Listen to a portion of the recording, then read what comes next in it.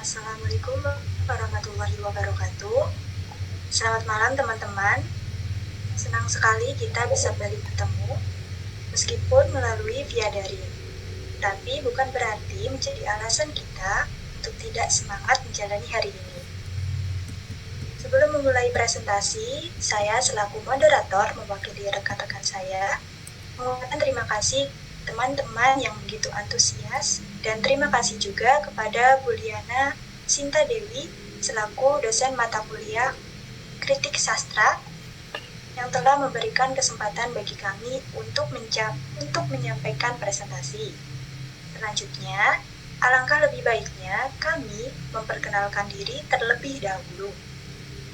Saya Tri Lestari dengan ujung NPM 1095 dan rekan-rekan saya. Saya Nida Arifatul Khairiyah dengan ujung NPM 1103. Saya Alia Astiza Sana dengan NPM terakhir 1168. Dan saya Feni Fitral Cahyani dengan ujung NPM 1179.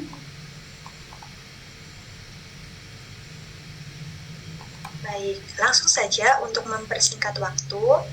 Berikutnya akan disampaikan sinopsis cerpen yang kami pilih dan dilanjutkan dengan analisis aspek sosiologi sastra dalam cerpen. Silakan penyampaiannya. Baik, saya mulai di sini. Saya akan menyampaikan sinopsis dari cerpen itu. Kita sendiri merupakan tokoh dalam cerpen ini ya. Kita ini merupakan pemusik salah Pulau Jakarta. Nah, cerita ini diceritakan pada masa penjajahan Belanda. Nah, kita ini merupakan anak dari rakyat biasa. Sedangkan pada masa itu ada seorang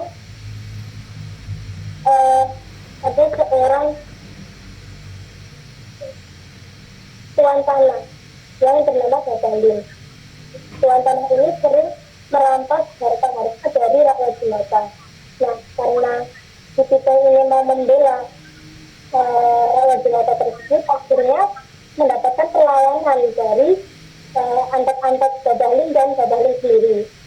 Lalu karena perlawanan tersebut, dia pernah hampir ditangkap oleh Babalin dan Belanda. Karena Babalin ini juga merupakan anak dia dari Belanda.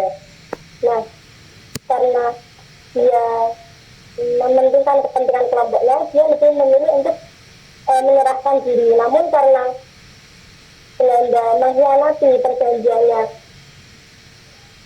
di situ akhirnya dia di titik ini juga tewas di tangan Belanda. Itu sinopsisnya. Timpang antara tuan tanah dan rakyat kecil. Nah, dalam masyarakat ini, tuan tanah memiliki kekuasaan yang lebih dominan, sementara rakyat kecil dianggap sebagai buruh yang harus tunduk kepada perintah dari tuan tanah. Nah, dalam masyarakat feodal cerpen ini ditunjukkan oleh tokoh yang merampas harta orang kecil untuk kepentingannya sendiri sebagai representasi dari tuan tanah.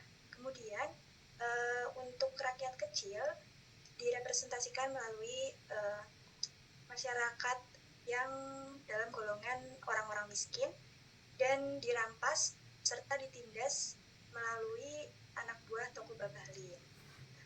Di tokoh Pitung sendiri menjadi simbol perlawanan, yakni sikapnya itu membela rakyat kecil yang ditindas. Nah, untuk buktinya ada di kutipan anak buah Balim lalu pergi dengan membawa semua hasil panen yang telah dikumpulkan si Pitung dan bapaknya.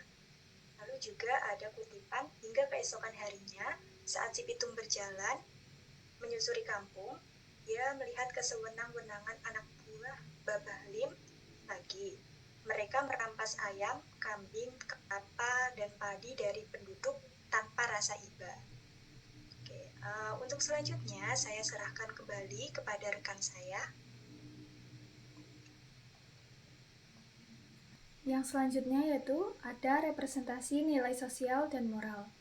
Nah, nilai ini dapat ditemui pada cerpen Si Pitung, yaitu saat Si Pitung menjunjung tinggi nilai kebenaran, di mana Pitung itu menolak dengan tegas saat diajak bergabung menjadi anak buah dari Babah Lim. Karena dia menyadari bahwa perbuatan dari anak buah Babah Lim itu terlalu keji karena merampas harta orang-orang kasihan, orang-orang yang dari keluarga miskin.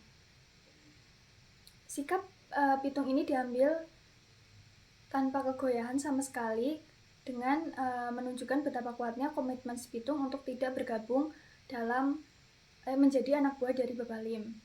Nah, sikap tanggung jawab itu juga dapat ditemukan saat tindakan si Pitung yang berani melawan penindasan dari tuan tanah yaitu Babah Lim itu dan membela rakyat kecil dengan mengembalikan harta-harta yang telah Babah Lim curi dari Babah Lim atau tuan tanah tersebut curi, kemudian mengembalikan harta tersebut kepada rakyat-rakyat yang tertindas. Nah, tindakan Pitung ini memberikan simbol bahwa dalam sistem yang tidak adil masih ada orang yang berprinsip dan memperjuangkan nilai kebenaran. Nah, buktinya dapat dilihat pada cuplikan cerpen yaitu si Pitung mendatangi dan menghardik. Kembalikan uangku. Salah seorang berkata sambil tertawa. Kamu boleh ambil uang ini, tetapi kamu harus menjadi anggota kami. Tak sudi aku jadi anggota kalian, jawab si Pitung. Kemudian yang selanjutnya, yang ketiga yaitu ada kesenjangan sosial. Nah, kesenjangan sosial dalam cerpen ini yaitu kesenjangan sosial antara si kaya dan si miskin yang ditemukan pada cerpen ini ditunjukkan dengan kekuasaan yang dimiliki oleh Babah Lim sebagai tuan tanah dan menguasai wilayah Rawabelong. Nah, Babah Lim ini berlaku sebagai penguasa, sebagai tuan tanah yang menindas keluarga miskin, termasuk masyarakat-masyarakat, dan juga ada keluarga dari si Pitung yang harus membayar pajak kepada Babah Lim. Nah, Babah Lim mempunyai anak buah yang nantinya dikerahkan untuk menindas rakyat yang tidak mau membayar dan tidak patuh terhadapnya. Nah, kekuasaan Babah Lim tersebut bersifat lokal sehingga masyarakatnya itu tidak punya kuasa untuk melawan. Kemudian yang selanjutnya adalah mementingkan kepentingan kelompok. Penindasan yang dilakukan oleh Babah Lim ini didukung oleh sebagian orang kaya karena dianggap sebagai keuntungan bagi mereka karena mendapatkan hak atas harta benda yang diambil dari rakyat yang tidak bisa membayar pajak. Nah, hal tersebut mencerminkan bahwa Babah Lim dan kelompoknya mementingkan kepentingan dirinya dan kelompoknya tanpa melihat kondisi sosial dan ekonomi rakyat. Selain dari kepentingan kelompok dari si Babah Lim ini, si Pitung juga merupakan orang yang mengutamakan kepentingan kelompoknya daripada kepentingannya sendiri. Hal itu bisa terlihat dari keputusan Pitung membiarkan dirinya tertangkap polisi Belanda supaya teman-temannya bisa melarikan diri. Selain itu, di waktu lain, si Pitung juga menyerahkan dirinya kepada pihak Belanda supaya guru dan teman-temannya yang ditahan dibebaskan. Nah, mementingkan kepentingan kelompok ini merupakan representasi konflik sosial dan juga struktur kekuasaan dalam masyarakat kolonial. Hal itulah yang menjadikan mementingkan kepentingan kelompok ini termasuk salah satu aspek dalam sosiologi sastra. Selanjutnya dijelaskan oleh rekan saya.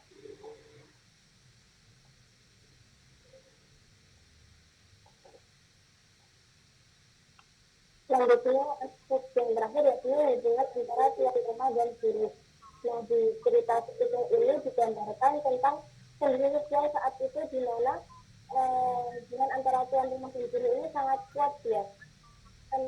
Karena saat Babah Lim sebagai seorang tuan tanah memiliki status sosial maupun ekonomi yang tinggi. Nah, begalin ini memiliki status sosial yang lebih tinggi daripada anak buahnya. Namun anak buahnya itu cukup tinggi daripada rakyat jelata yang mereka tindas. Lalu yang terakhir ada hubungan status sosial antara Belanda dan Begalin. Jadi walaupun Begalin ini seorang tuan tanah, juga ada status sosial yang lebih tinggi, gitu.